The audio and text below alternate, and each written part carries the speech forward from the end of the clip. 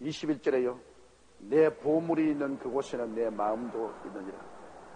우리가 뭐 믿습니다를 아무리 고함을 치고 뛰고 꿀리고 해도 진짜냐 가짜냐는 어디에서 보느냐? 내 보물이 어디에 있는가? 거기에 있는 것입니다. 내가 하나님께 11조도 안 드리고 하나님께 헌물도 안 하면서 참 믿습니다, 잘 믿습니다. 그 하나님은 보고 가짜, 너 가짜, 괜히 육신으로 날뛰지 마라. 왜? 내 보물이 있는 곳에 내 마음도 있다. 그 진짜입니다, 여러분. 여러분 남편이 월급 받아와서 여러분에게 월급 봉투채 주고들랑 남편 여러분 사랑한 줄 아십시오. 사랑하지 않은데 부인에게 월급 봉투채 안 줘요. 그러나 월급 받아와서도 돈 안 주고 자기가 포켓에 딱 넣어 가지고 있고 생활비 달라면 눈물만 좀 내주고 하면 그건 조금 사랑하는 겁니다. 전혀 사랑하지 않은 사람은 한 푼도 안 줘요. 그냥 월급 받아서 지 다 써버리고 한 푼도 안 준다고.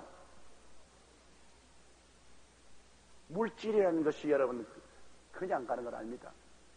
물질은 우리 인간 생활에서는 몸의 피와 같습니다. 물질이 돌아가지 않으면 생활이 죽어요. 오늘 우리 한국이 이렇게 비참하게 된 것은 물질이 안 돌아가기, 돈이 안 돌아가기 때문에 그런 것입니다. 이 어려울 때 여러분 우리에게 돈을 빌려준 나라가 누굽니까? 우리나라를 그래도 사랑하는 나라들이 돈을 빌려주지 우리나라를 미워하는 나라는 돈 한 푼도 안 빌려줍니다. 내 물질이 있는 곳에 내 마음이 있다. 그 말은 정말 참말인 것을 알아야 돼요. 그래서 우리가 부모에게 효도한다 하면서 부모에게 아무것도 해드리는 것이 입술로만 가지고서 부모 사랑합니다, 위해서 기도합니다. 그것은 효도가 아니에요. 꽁치 대가리 한 마리라도 가져가야 됩니다, 여러분. 그게 효도하는 증거예요.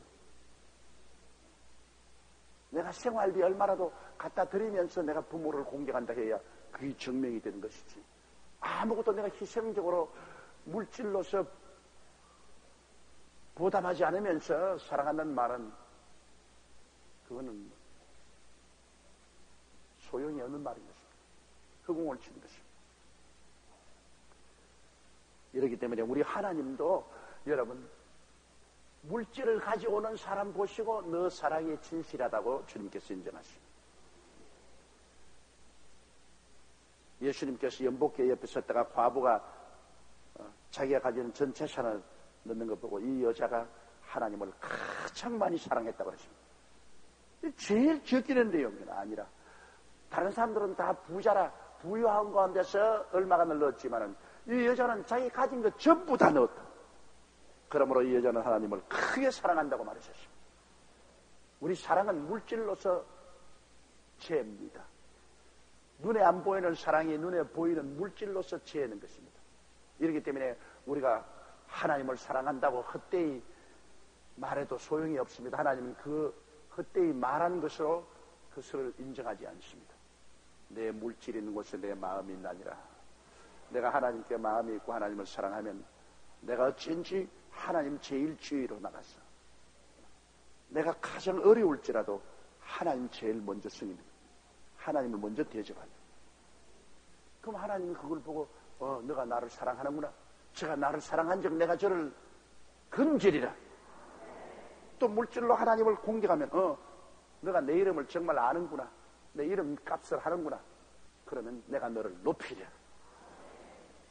하나님은 사랑하는 자를 건져주고 하나님의 이름을 아는 자를 높여주시지. 그렇지 않은데 하나님 괜히 가서 아무나 돌봐주는 것은 아니죠. 그러니까 여러분 오늘 이 시간에 내가 정말 하나님을 얼마나 사랑하는가 그걸 가늠해 보는 것은 여러분이 얼마나 하나님께 11조를 정말 드리는가, 성령이 인도한 대로 얼마나 물질을 내놓는가, 이것이 하나님에 대한 사랑의 척도입니다. 그것은 세상에서 서로 얼마나 사랑하는가 척도도 되고 우리가 하나님을 얼마나 사랑하는가의 척도도 됩니다. 하나님이 물질이 없어서 여러분께 물질 달라는 거 아닙니다. 하나님은 여러분의 사랑을 재보고 싶어서 그러는 것입니다. 사랑의 진실성을 알고 싶어 해서 주님께서 그렇게 하는 것입니다. 그 사랑의 진실성은 물질로서 증명되기 때문인 것입니다. 이러므로 여러분께서 정말 내가 하나님을 사랑하고 하나님의 이름을 높이는가 오늘 깊이 생각해 보시기 바랍니다. 내 보물이 있는 그곳에는 내 마음도 있느니라. 22절요. 눈은 몸의 등불이니 그러므로 내 눈이 성하면 온몸이 밝을 것이요. 이 몸에는 아무것도 안 보이잖아요. 눈이 보아서 지시하니까 손으로 이것도 쥐고 저것도 쥐고 발로 걷지. 눈 딱 감으면 뭐 손이 있어도 캄캄하고 다리가 있어도 캄캄해요. 눈이 어두우면 여러분 얼마나 답답하겠습니까? 그러면 이 손도 마음대로 움직이지 못하고 다리도 마음대로 움직이지 못하고 온몸에 어두움이 꽉 들어찼어요. 눈이 몸의 등불인 것입니다. 제가 이 안경을 안 끼려고 얼마나 애를 쓴지 모릅니다. 강단에 서서 교인들 앞에서 안경 안 끼려고 애를 쓰고 안경을 안 꼈다가 나중에는 성경이 안 보이는데 어떻게 합니까? 성경이 뭐 봐도 안 보이니까 그런 안경을 끼면 막 머리가 환해져요. 나 그때 느꼈습니다. 이게 보면 눈을 풀이고 막 이렇게도 잘 안 보이고 막 이러다가 이걸 끼면 머릿속이 환해져요. 환하게 들여다보여요. 그래서 할 수 없이 나중에 안경을 꼈는데 또 제일 처음 안경 끼니까 이거 안경 끼지 말라고 전화가 얼마나 오는지 나 뭐 속상인도 모르고 내가 끼고 싶어 끼는 것이 아니라 안 끼면 안 보이니까 할 수 있겠는데 그 왜 하나님께 기도해서 안 끼도록 하지 못한 얘기인데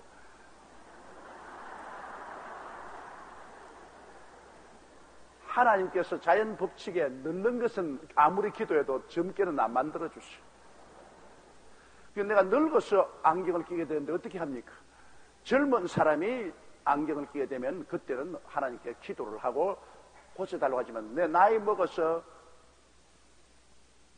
시력이 점점 사라짐으로 끼는 것은 그건 어쩔 도리가 없죠.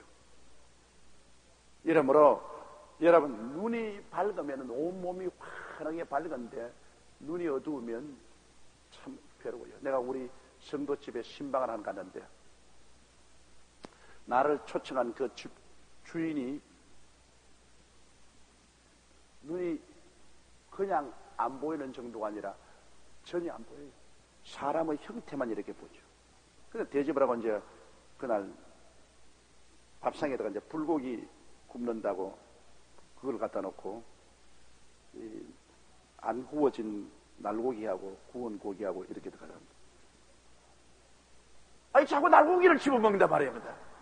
내가 너무너무 안 되었어요. 나하고 같이 이제 겸상으로 앉았는데 구워놓은 걸 먹어야 되겠는데 안 보이니까 그냥 젓가락으로 날것을 줍는데 내가 그 날것입니다 줍지 마십시오 그 말을 하고 싶어도 또 자존심 상하게 할까 싶어서 내가 말을 못하죠.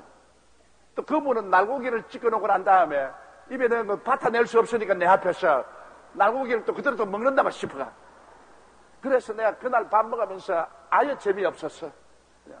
늘 괴로웠어요. 그 사람 숟가락에만 가면 다리 졸락졸락해. 저거 또 날고기에 가지 않아 싶어가지고. 이 세상에 우리가 눈을 밝히 떠서 볼 수 있다는 것만 해도 하나님께 얼마나 감사한지 몰라요. 우리 감사하려면 참 감사할 건 너무나 많아요.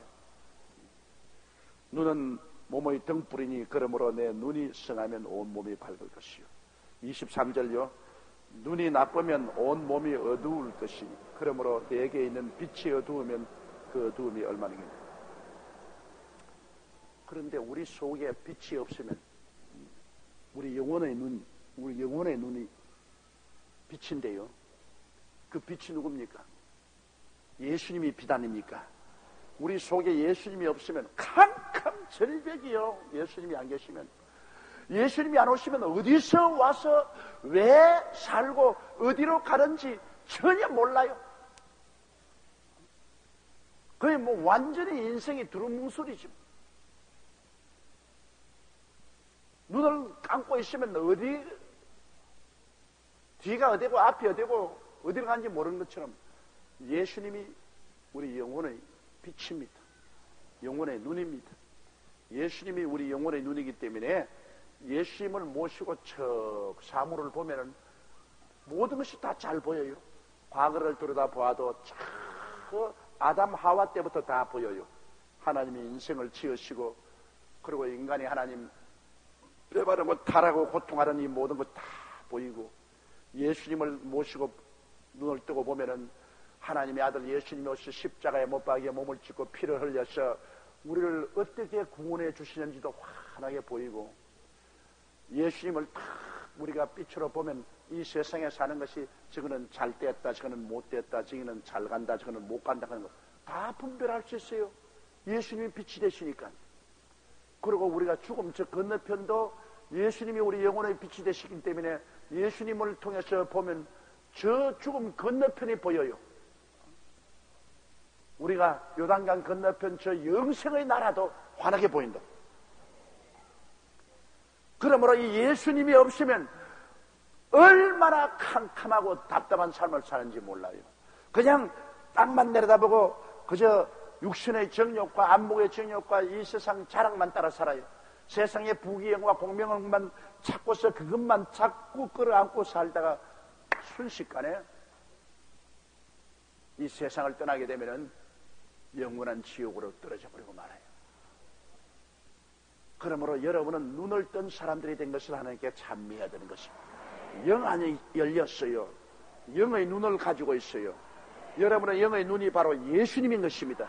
다른 분이 아닙니다. 예수님이 있을 때 영의 눈이 뜨이고 예수님이 없으면 영의 눈이 감기는 것입니다. 그러니 눈이 나쁘면 온 몸이 어두울 것이니 그러므로 내게 있는 빛, 즉 예수님이 안 계시면 그 어두움이 얼마나 크겠느냐. 그 다음 24절요. 한 사람이 두 주인을 섬기지 못할 것이요 혹 이를 미워하며 저를 사랑하거나 혹 이를 중히 여기며 저를 경히 여기며 너희가 하나님과 재물을 겸하여 섬기지 못하리라. 우리 최하실 목사님이 내게 이 이야기를 늘 했어요. 황해도에 한 처녀가 있었는데 청혼을 양곳에서 받았어요. 아주 부잣집에서 청혼을 했습니다. 며느리를 삼겠다고. 그랬는데 아주 부자인데 그 아들이 병신이요. 몸이 병신이 아니라 정신적으로 병신이요. 그래서 사람이 똑똑지 못해요. 그런데 또 한 대 웃어서 청혼을 받았는데 그 아들이 일본에 가서 인류대학에 공부를 하고 나와서 관리로서 일을 하는데 굉장히 똑똑한 사람인데 집안이 퇴락해가지고서 물질이 없어요. 가난해요. 그 양쪽에서 구원을 받고 나니까 양손에 똑 지었단 말이에요. 한 집에는 부자니까 들어가면 아주 물질 많이 가지고서 뚱뚱하게 잘 살겠고 또 한쪽에 가면 그 남편이 일본서 대학을 맡아 나오고 지금 관리로 있는데 앞으로 성지에 나고 하면 또 잘 살겠고 둘 중 다 놓기 싫어. 그래가 고민을 하니까 그 딸이 아주 멋있는 해답을 가지고 나왔어요. 엄마 너 양쪽에 다 시집 갈래. 부자에게도 시집 가고 그 교육 많이 받으면서 시집 가서 살기는 교육 많이 받은 사람하고 살고 밥 먹기는 부잣집에 가서 밥 먹고 똑같이 부잣집 아들하고 똑같아. 예. 이론상으로 될 것 같지만 실제로 되나요? 살기는 자기가 좋아하는 교육 많이 받은 남자하고 살고 밥 먹고 생활하기는 부잣집에 가서 하겠다. 그건 얼토당토합니다. 두 주인을 섬길 수 없어요. 둘 중에 한 사람을 선택해야 됩니다. 우리 최 목사님이 늘 그것을 비유로 들어가지고서 두 집에 시집 못 가는 것처럼 두 주인 못 섬긴다 그런 말을 늘 한 것이 기억이 난대요. 사람이 두 주인을 어떻게 섬깁니까? 아무래도 사람은 마음이 하나밖에 없기 때문에 두 주인을 못 섬겨요. 사람은 마음이 하나밖에 없기 때문에 사랑도 둘, 셋, 동시에 하지 못해요. 이슬람 교도들 보면은 이슬람 교도들은 최소한도 아내를 4사람 가질 수가 있습니다. 또 몰몬 교도들은 아내를 많이 가져요. 몰몬 교도들은 하는 말이 부활의 날에 남자가 아무개야 나오라 하고 여자 이름을 안 불러주면 여자가 부활을 못한대요. 그 여자가 부활을 하려면은 반드시 시집을 가야 되기 때문에 남편에게 의지해야 되므로 한 남자가 여자를 많이 거느리고 있어. 그러다 부활의 날에 하나씩 불러주면은 전부 다 부활할 수 있으니까. 또 이슬람 교회에서도 여자를 여러 명 하고 있는데 그 이슬람 교회에서는 조건이 있습니다. 4사람의 여인을 데리고 살지라도 4사람을 공평하게 사랑해야 된다.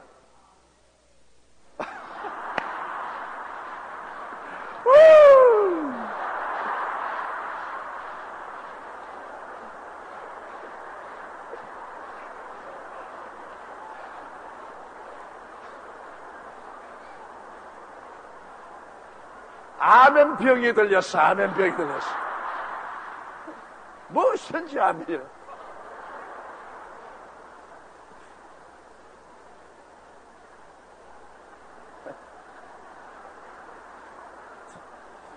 그런데 여러분 그 이슬람 경전이 가르치는 것이 그게 엉터리인 게 사람이 마음이 하나밖에 없는데 어떻게 4사람을 똑같이 사랑해요? 절대 안 됩니다. 마음이 하나밖에 없기 때문에 하나밖에 사랑 못해요. 그 다음에는 가짜요. 사랑하는 채 하지. 거짓말로 채 하지. 실제는 안 되는 겁니다. 실제는 오직 1대1인 것입니다. 그러므로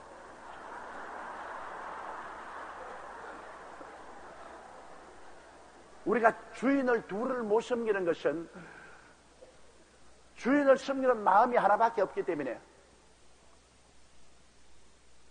한 주인을 진짜로 섬기면 다른 주인은 가짜로 섬겨야 되는 거죠. 똑같이 못 섬겨요.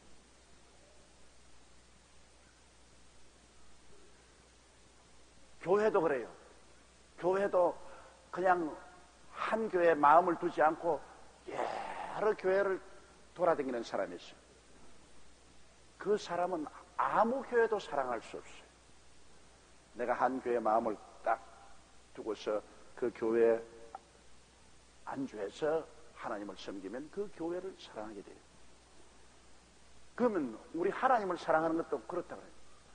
이 세상에 살면서 사람들이 가장 좋아하는 것이 물질입니다. 그건 왜냐? 물질을 좋아하는 것이 나쁜 건 아닙니다. 왜? 물질은 우리 삶의 피입니다. 피가 많이 돌아가야 건강하지 않아요. 피가 없으면 사람이 빈혈증에 걸리고 힘이 없고 죽잖아요.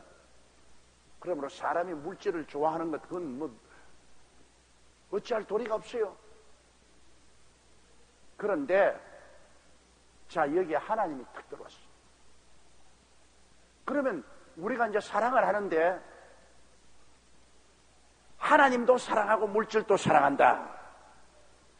이건 거짓말인 거예요. 사람이 마음이 하나밖에 없는데 하나님도 사랑하고 물질도 사랑한다. 그건 도저히 안 되는 것입니다. 그러므로 여기에서 우리의 마음에 갈등이 생기는 것입니다. 그러면 마음을 다하고 뜻을 다하고 정성을 다하고 목숨을 다하여 주 너희 하나님을 사랑하라고 했는데 그럼 하나님을 내가 전적으로 사랑하고 물질보다 하나님을 더 사랑한다는 증거를 그 방법을 어떻게 하냐. 그래서 하나님이 그 문제를 해결하기 위해서 내놓은 것이 11조인 것입니다. 너희 하나님이 준 10개 중에 하나는 하나님께 드려라. 그것만 하면은 문제가 해결되는 것입니다. 내가 하나님을 먼저 사랑하고 그 다음 물질을 내가 사용한다. 그렇게 사람의 마음에 변화를 가져올 수 있는 것입니다. 하나님이 그 해결 방책으로 11조를 정한 것입니다. 그러므로 11조를 안 드린다는 것은 그건 누가 무슨 말을 해도 하나님 사랑 안 한다는 겁니다. 세상을 하나님보다 더 사랑한다는 것입니다. 그러나 11조를 드리면 그건 누가 뭐라고 말해도 하나님을 내가 먼저 사랑한다. 물질보다 하나님을 사랑한다는 증거가 되는 것입니다.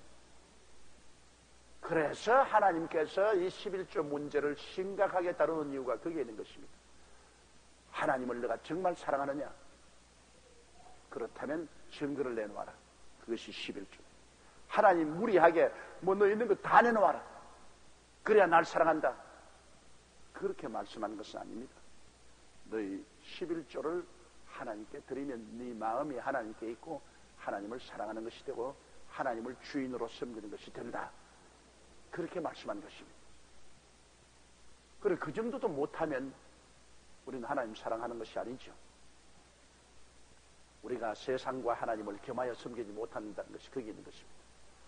오늘날 많은 사람들이 하나님은 믿고 천당은 가고 싶지만은 물질은 내고 싶지 않아서 교회 다니면서도 절대로 11조 안 내는 사람이 있습니다. 그 사람은 여러분 하나님을 주인으로 삼고 있지 않습니다. 언제고 하나님 믿다가 핍박이 다가오는지 어려움이 다가오면 헌신짝같이 하나님 버릴 사람들. 하나님을 이용하려고 했지 하나님을 진실로 주인으로 섬기고 믿지를 않기 때문인 것입니다. 하나님께 11조를 드리고 하나님을 주인으로 꽉 섬기면 그 다음에 여러분 종들이 사는 것은 주인이 돌봐주는 것입니다. 이 세상에 내 힘으로 사는 것 길이 있고 하나님의 능력으로 사는 길이 있습니다. 내가 그 나라와 그 일을 먼저 구하고 하나님 섬기기 위해서 살면 그 다음 물질은 하나님이 다 돌봐주시는 것입니다. 여러분 이 IMF 산하에 이렇게 어렵더라도 하나님이 우리 참 전부 돌봐주십니다. 여러분 절대로 그것을 걱정하지 마십시오. 그건 못하면 하나님이 우리 하나님이 될 수가 없습니다. 하늘도 하나님이 지었고 땅도 하나님이 지었고 모든 물질도 하나님이 지었었습니다. 물질 그 자체가 나쁜 것 전혀 없습니다. 하나님이 만든 겁니다. 꽃도 이 땅도 다 하나님 만드신 거예요. 순서만 바꾸지 않으면 되는 것입니다. 우리가 하나님을 먼저 섬기고 그 다음 이 세상의 물질을 취하며 삽니다. 그러면 하나님이 모든 것 다 우리에게 생활에 더하여 줍니다. 그러나 이 세상과 물질을 먼저 섬기고 하나님을 나중에 섬기면 이것은 하나님 사랑하는 것이 안 되기 때문에 그건 하나님 책임을 안 지십니다. 내가 하나님을 주인으로 섬기면 하나님이 우리를 책임져 주십니다. 그 나라와 그 일을 먼저 구하라. 그래야만 이 모든 것을 너에게 도와시려. 하나님이 다 책임지고 도와야 주시니까 뭐 우리가 걱정할 건 있나요? 이러할 때 여러분 하나님이 살아계신 것을 증명할 때입니다. 우리가 어려울 때요. 직장을 잃고 물가가 높아지고 수입은 없고 고통스러울 이때 하나님이 살아계신 역사를 나타낼 때인 것입니다. 이때 어두울 때야 불빛이 필요하죠. 이럴 때 내가 그 나라와 그 일을 먼저 구하고 살았으면 가슴 쩍 펴고 두려워할 것 없습니다. 동남풍아 부르라 서부풍아 부르라 가시밭에 백합아 예수양게 날린다. 난 걱정할 것 없다. 나는 하늘에 다 예금해놓고 그 나라와 그 일을 먼저 구하면 나 하나님 먼저 섬기고 사는 것이니까 나 걱정할 것 없다. 그렇게 살 수 있어요. 조지 뮬러가 하는 이야기 보면 2,000명의 고아를 그런 순수하게 엎드려 기도만 하고 있어. 그 고아들을 다 먹이고 입히고 교육 다 시키고 시집장가 보낸 참 위대한 믿음의 사람이 조지 뮬러 같은 믿음의 위인은 내가 본 적이 없어요. 그 영국의 런던의 애슐리 타운이라는 곳에 2,000명 수용하는 고아원이니까 거대한 고아원. 그 고아원 지형부터 전부 엎드려서 기도해서 하나님께 응답받아서 고아원 다지고 고아원을 운영하는데 하루는 고아원 총무가 오더니 뮬러 목사님 내일 아침에 애들 먹일 음식이 하나도 없습니다. 어떻게 하죠? 그러니까 그 뮬러 목사님이 이 사람아 왜 그걸 걱정하느냐? 우리가 하나님을 먼저 섬기고 하나님의 의를 구하면서 살아왔으니 이 고아들의 아버지가 누구냐? 하나님이 고아들의 아버지 아니에요. 자식 못 먹이는 아버지 보았느냐? 하나님이 그 아들의 아버지인데 무슨 걱정이야? 너하고 나하고 오늘 기도 이 차풀에 들어가서 오늘 철야기도 하자. 그래, 밤새도록 뮬러 목사님하고 구하원 총무가 엎드려서 기도를 했습니다. 하나님, 구하원의 아버지가 되시고 과부의 변호자가 되시는데 얘들 내일 아침 먹을 것이 하나도 없는데, 그러나 아버지가 전부 준비해 놓은 줄 알고 믿고 감사합니다. 그 아침이 되자 식당에 애들이 다 모여오는데 전부 식사 준비시켰습니다. 전부 테이블 다 깔아놓고, 그리고 나이프, 스푼 다 놓았습니다. 칼도 다 놓고 다 먹을 준비. 그래도 주방에 아무 음식도 없습니다. 그러나 뮬러 목사님 눈도 감지 않았어요. 애들 다 보고 오늘 아침 식사 기도하자. 애들은 모르죠. 보통 식사가 주방에서 나올 줄 알고 있는데, 그래, 머릿속에 하나님 아버지 일용할 양식을 주심을 감사하다고 간절히 기도하고 난다. 기도할 동안에 자꾸 자동차 소리가 들리거든. 자동차 트럭이 들어오고 나가는 소리 들림. 기도 다 끝마치고 아멘 하니까 주방에서 음식이 나오는데, 보통 좋은 음식이 아니라 인류 음식이 나오거든. 그래, 당연히 아버지께 주실 줄 알았지만은 어디서 왔냐 하니까, 그날 밤에 런던에서 아주 큰 제일 맛있는 빵을 만드는 빵 공장에 불이 났어요. 그래서 그 빵을 전부 다 밖으로 가져 나왔으니까 이젠 상품은 안 돼요. 빵은 빵인데 일단 불이 나서 밖으로 옮겨 놓았으니까 이제는 상품이 안 돼요. 그러니까 이 빵을 어떻게 하지? 한 말이 내일 아침 조지 뮬러 고아원에 갖다 주자. 이 빵도 제일 좋은 빵이에요. 그 다음에 거기에 도지사 회의가 있었어요. 전국 도지사들이 모여서 회의가 있었는데 음식이 굉장히 많이 남았어요. 이거 어떻게 하지? 내일 뮬러 고아원에 갖다 주세요. 그래서 아침에 빵 가게에서는 빵 오고 도지사 파티에서는 맛있는 음식 오고 아예 그냥 인류 파티가 됐어요. 하나님이 먹을 것 다 예배해 주세요. 그 다음에 뮬러 목사님 한 말이, 고아등에 어린 애기들이 있는데, 갓난 애기들, 유아들, 고아들 갖다 키우는 추운 겨울에 보일러 고장이 났어요. 그럼 애들 다 얼어 죽어요, 이제. 그러니까 그 보모들이 와가지고서 이 보일러에 불을 안 떼면 애들 다 얼어 죽는다고 이러니까 걱정할 것 없다고. 우리 아버지가 기후를 다 주장하는 것이니까 걱정하지 말고 애들 그대로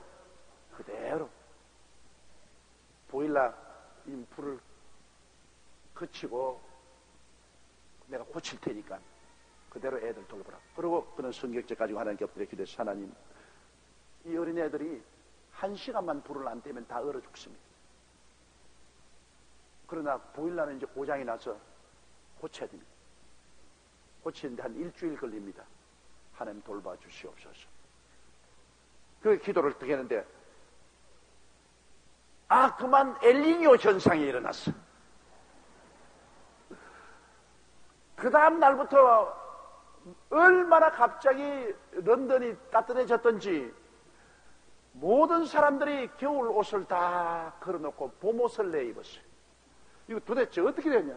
너무나 북풍이 거치고 그냥 단단한 동남풍이 불어가 겨울이 다 사라지고, 그러니까 사람들이 봄옷을 가리고 일주일 내내 보일러가 다 고칠 때까지 따뜻하다가 보일러가 다 고쳐서 새로 불을 떼기 시작하자 참 바람이 내리불어.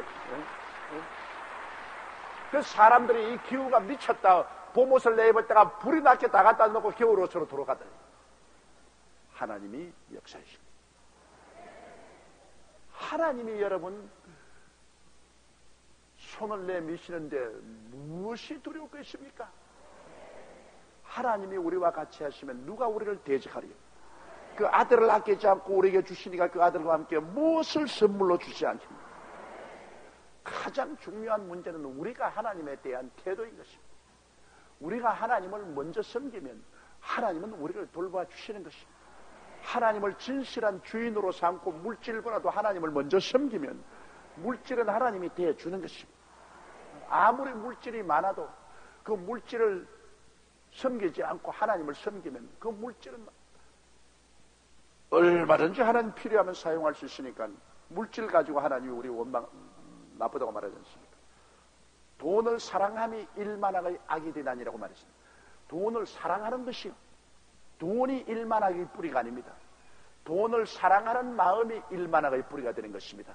하나님보다도 돈을 사랑하면 그것이 일만학의 뿌리가 돼요. 그러나 하나님을 사랑하면 돈은 참 좋은 겁니다. 많을수록 더 좋아요. 그 돈을 가지고 더 많은 사람을 도와줄 수 있으니까 얼마나 좋아요. 하나님을 사랑하면 돈은 좋은 것입니다. 그러나 하나님을 사랑하지 않으면 돈은 일만학의 뿌리가 되는 것입니다. 자, 그럼 25절요. 그러므로 내가 너희에게 이르노니 목숨을 위하여 무엇을 먹을까 무엇을 마실까 몸을 위하여 무엇을 입을까 염려하지 말라. 목숨이 음식보다 중하지 아니하며 몸이 이복보다 중하지 아니하며. 목숨이 음식보다 중하고 몸이 이복보다 중하다. 그 말은 무슨 말이냐 하면은, 여러분, 목숨을 좌우하는 분은 하나님이 아니십니까? 몸을 좌우하는 분은 하나님 아니십니까? 그 목숨과 몸을 하나님께 의탁해 놓으면 그 다음에는 무엇을 먹을까 무엇을 입을까 무엇을까 마실까는 자연적으로 해결된다, 그 말인 것입니다.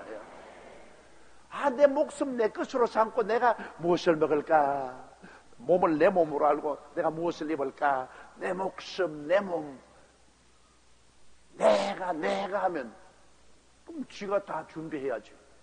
그러나 음식보다 목숨이 더 중요하니까 이 목숨은 하나님께 내놓고 이복보다 몸이 더 중요하니까 이 몸을 하나님 섬기기 위해서 내놓으면 그 다음 하나님이 목숨을 먹이시고 몸을 입히시는 것입니다.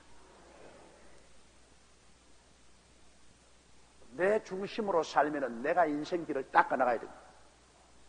내가 하나님 중심으로 살면 하나님이 닦아놓은 길을 걸어가게 되는 것입니다. 여러분, 내가 인생길을 닦아서 가려면 얼마나 고통스럽습니까? 나 하나님이 닦아놓은 인생길을 걸어가는 것이 얼마나 쉽습니까? 수고하고 무거운 짐진 자들은 다 내게로 오라. 내가 너희를 쉬게 하리라. 그 능력이 있기 때문에 그런 말씀하시지, 능력도 없는데 그런 말하면 순 엉터리죠. 하늘과 땅의 모든 권세를 가지신 예수님이 내가 너희를 쉬게 하려고 말하셨으니 얼마나 좋은 일인 것입니까? 26절요. 공중의 새를 보라. 심지도 않고 거두지도 않고 창고에 모아들이지도 아니하되 너희 천부께서 기르시나니 너희는 이것들보다 귀하지 아니하니야. 자, 새하고 비교 한번 해보라. 너희가 새하고 너 자신 한번 비교해보라. 너가 새보다 못하다고 생각하더라 염려 근심하고 살아. 새보다 귀하다고 생각하더라. 누가 나를 새보다 귀하게 만들었냐? 하나님이 나를 새보다 귀하게 만들었지 않냐? 그러면 하나님이 섬기는 것입니다. 하나님이 섬기는. 새도 농사 짓지 아니하고 창고에 거두들이지 아니해도 하나님이 다 돌보시는데 너 새보다 귀하지 않냐? 자기를 너무 과소평가하지 마라, 그 말인 것입니다. 너 자신을 너무나 과소평가해서 보잘것없는 인생 새보다도 못하다고 생각하지 마라. 너희는 새보다도 하나님 보시기엔 참 귀하다. 올바른 마음만 먹어라. 마음만 올바르게 가지면은 새를 먹이시는 하나님이 하물며 새보다 얼마나 귀한 너희들 먹이지 않겠느냐, 그 말씀이겠습니다. 27절요. 너희 중에 누가 염려함으로 그 키를 한 자나 더 할 수 있느냐? 우리가 태어날 때부터 이미 유전자에 따라서 키가 딱 정해져 나와요.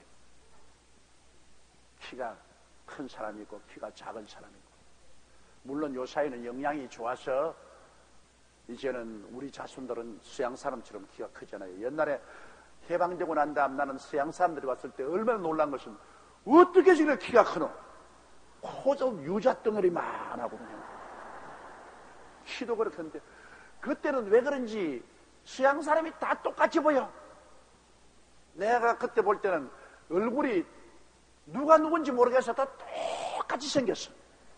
야, 이상하다. 서양 사람은 판에다가 탁탁 찍어 나오는 것 같다. 똑같아. 근데 나중에 눈이 떠이고 보니까 안 똑같아요. 근데 서양 사람들도 그래요. 서양 사람들도 절친하시는 한국 사람 똑같이 보여요. 누구누군지 분별을 못해요. 근데 그때 서양 사람들이 그렇게 키가 크고 장대하고 저거 왜 저러냐 그런데 역시 어릴 때 자랄 때 잘 먹여서 그래요. 요사이 우리 애들 키가 얼마나 큽니까? 근데 다 영양이 풍부하니까 키가 크죠. 나도 어릴 때 잘만 먹었으면 좀 더 크는데 그냥 그때 그냥 일정시대 6.25 사변 때 그때 한참 자랄 때 잘못 먹었기 때문에 요 정도밖에 안 컸어요. 그래도 요 정도 큰 것도 감사하게 생각해요. 한국 사람 편에서는 큰 키에 들어간다. 그러나 외국에 가서 서양 사람들하고 쓰면 자꾸 쳐다봐야 되기 때문에 별 기분이 안 좋아요. 이렇게 말해도 이렇게 쳐다보지. 그런데 키가 작다고 해서 내가 늘 염려하고 근심한다고 해서 키를 한 자나 더 할 수 있느냐? 더 할 수 없습니다. 요새 뭐 키 크는 기계 갖다 놓고 아무리 훈련을 해서 하도 뼈만 아팠지 뭐 키 크지 않습니다. 그것은 벌써 하나님께서 자랄 때 유전자 속에 너는 요거만큼 크라고 딱 유전자를 넣어놨기 때문에 그 이상 안 커요. 그 유전자를 변화시키지 않은 이상은 크지 않아요. 사람 힘으로 할 수 없잖아요. 또 28절 보십시다. 또 너희가 어찌 의복을 위하여 염려하느냐? 들의 백합화가 어떻게 자라는가 생각하여 보라. 수고도 아니하고 길쌈도 아니하느냐. 내가 옷 못 입을까 싶어 걱정하는데 주님께서는 백합하고 비교해보라. 길쌈도 아니하고 수고도 아니하도 하나님이 빛이 아니냐. 너 스스로 비하시키지 마라. 너희 이 백합화보다는 낫지 아니하냐. 아담과 하와가 뻘거벗을 때 주님이 짐승을 잡아서 가죽으로 옷 입혀. 주님께서 가죽을 잡았을 때 주님께서는 아주 돼지 가죽 잡아서 옷에 입히지 않았을 거 아닙니까? 내가 보기에는 아마 에덴 동산에서 아담과 하와에게 옷을 입힐 때 하나님은 가죽을 입힐 때 아마 표범 가죽을 입혔는지도 모르겠어요. 표범 가죽 알록달록하게 멋있는 것. 왜? 우리 하나님은 언제나 최고의 것을 주시기 때문에 아주 멋있는 가죽 옷을 해서 입히실 것입니다. 요사이 트롯 입지 말라고 동물 애호가들이 야단 dob석을 하고 외국에서는 트롯 입으면 막 물감을 막 던져버리는데 그거 하나님 뜻에 어긋난 것입니다. 트롯은 하나님이 제일 먼저 만들었다고요.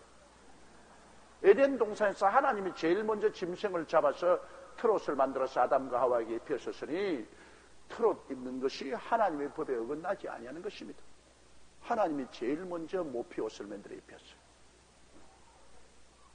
그런데 그 옷 뭐 입을까 싶어 걱정하지 마라. 백합화도 입히는데 왜 사람 안 입히겠느냐.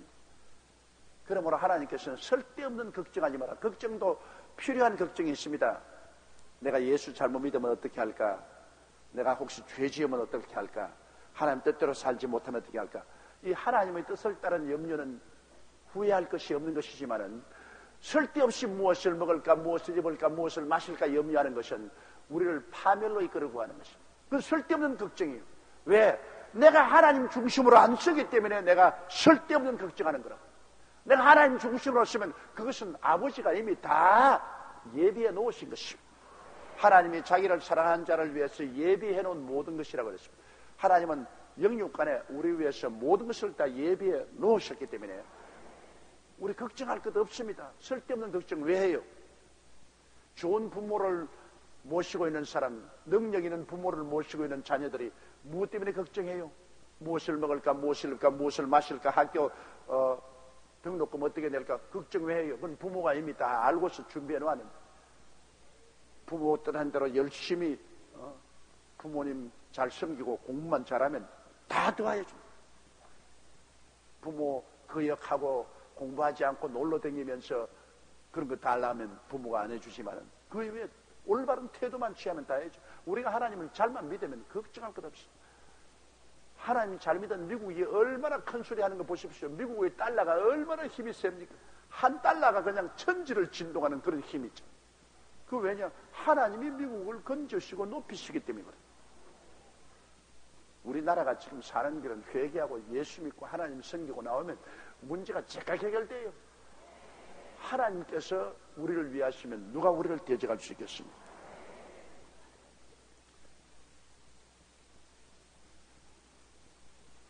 우리 29절 한 절만 더 하십시다. 그러나 내가 오늘 너희에게 말하는 이 솔로몬의 모든 영광으로도 입은 것이 이 곧 하나만 받지 못했느니라. 솔로몬이 그 이스라엘 왕 중에는 가장 영화로운 왕인데 그가 얼마나 화려하게 집을 짓고 화려하게 살았던지